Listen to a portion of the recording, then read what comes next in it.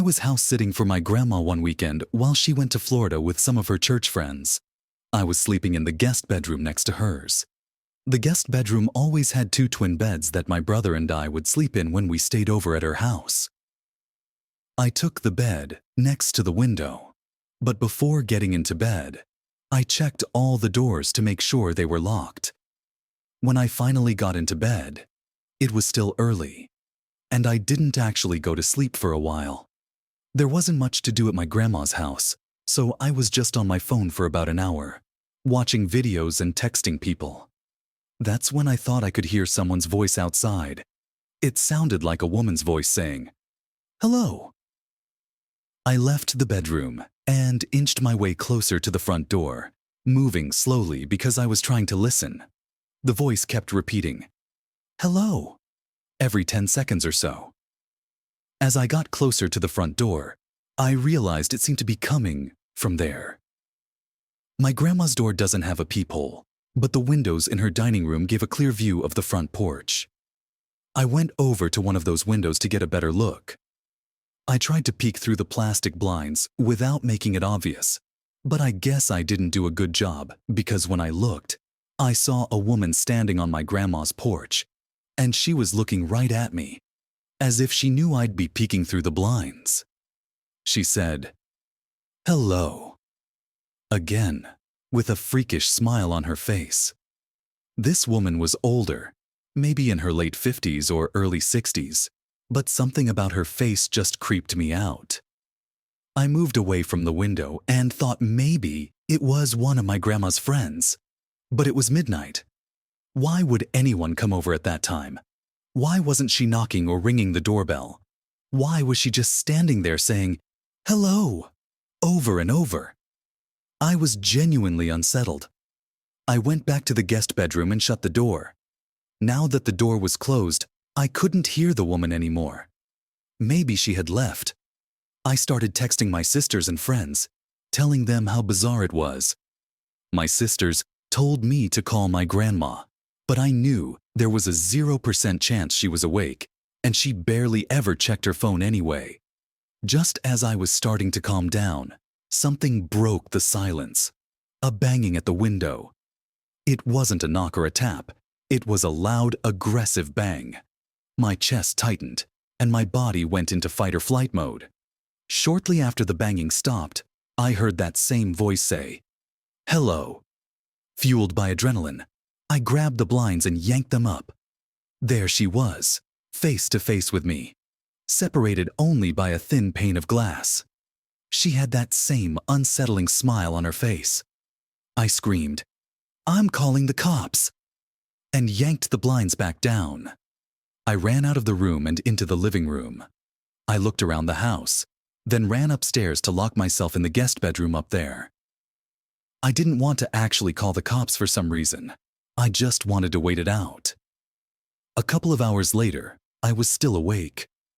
I finally went back downstairs to check outside each window, but the freaky old lady was gone. The next morning, I called my grandma and told her what had happened.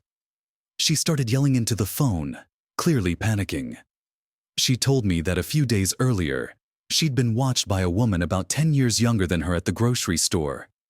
A woman who kept smiling at her for no reason. I told her to calm down. I wasn't sure if the two events were connected, but when we got off the phone, I had to give it some serious thought. My grandma is 75 and has lost a bit of her wits, so I usually take what she says with a grain of salt. But the way she yelled into the phone about that woman gave me chills. I still wonder if it could have been the same person. My name is Nicholas, and I'm currently a freshman at Syracuse University, which doesn't exactly sit in the safest area. I had just gone through a breakup with my first girlfriend, so I started getting back into online dating. I was using Hinge when I connected with a blonde girl named Stephanie, who also went to Syracuse. We both liked to read, go to the movies, and we even had the same sense of humor. I suggested we go on a movie date, and she said she'd love to. She told me to meet her at a specific point near campus, and she'd pick me up. Around 9 o'clock, I was waiting on a corner of a normal neighborhood block, waiting for Stephanie. She asked me to share my location with her, so I did. A few minutes later, a car turned onto the street and started approaching me. It stopped in front of me, and the driver rolled down the window. But it wasn't Stephanie. It was some random older guy. He asked me what I was doing out there alone, which was already really weird. I told him I was waiting for someone, and he asked, "Are you waiting for Stephanie?" I said yes, and asked how he knew. He claimed he was Stephanie's father and told me to hop in so he could take me to her. I looked at him closely. He seemed a little too old to be her father. I'm no idiot when it comes to sketchy situations, so I said in a firm voice, "Why didn't she tell me you'd be picking me up?" He claimed he didn't trust a random guy meeting his daughter and wanted to meet me first. I took another good look at him and didn't say anything. I just started walking away in the opposite direction. He started yelling, "Hey, hey," like he was surprised I was walking away. But I'd heard too many kidnapping stories to let this go any further. I glanced back to make sure he wasn't following me, and I was relieved when he drove straight and turned out of sight. I continued walking toward campus, but when I got to the next corner, I noticed a car parked on the side of the road with its lights off. I was pretty sure it was the same car. I briefly tried looking into the windows as I passed, but the glass was tinted. I kept walking, trying not to make it obvious that I was suspicious. I got a text from Stephanie saying, "Why didn't you get in the car with my dad?" I ignored the text and kept walking. I kept looking back to see if the car would move. When I got to an intersection, I turned right and then sprinted toward campus. Luckily, I wasn't followed. I made it back to campus out of breath, but as I walked to my dorm, I felt like I was being followed again. I tried to convince myself I was being paranoid, but when I heard the sound of glass being kicked by someone's shoe, I knew I wasn't alone. I ducked behind a van and listened. The footsteps were getting closer, but I couldn't see who it was. I realized I had never stopped sharing my location with Stephanie, or rather, with that man. Then I saw him. The same old guy was approaching from between two cars. He yelled something like, "Come back, and I'll take you to her." He had to be in his 60s, so I knew he wouldn't catch me if I ran. I sprinted back to my dorm room and locked the door behind me. My roommate wasn't there, so I had no one to talk to about it. But as I laid in bed, I got another text from that guy. It said, "You're a little piece of gear. You're lucky you got away. I would have strangled you." I still have the screenshot. I replied, "Thanks for the threat. It's going straight to the police." And then I blocked his number. I still have the conversation saved as evidence, and I plan on going to the police with it eventually. Hopefully, they'll be able to do something about it. When I was 18, I had a side job as a part-time janitor at my high school during the summer. Sometimes I worked days, and sometimes nights, depending on how much money I needed. Oftentimes, I'd be left to lock up the building after the older janitors left.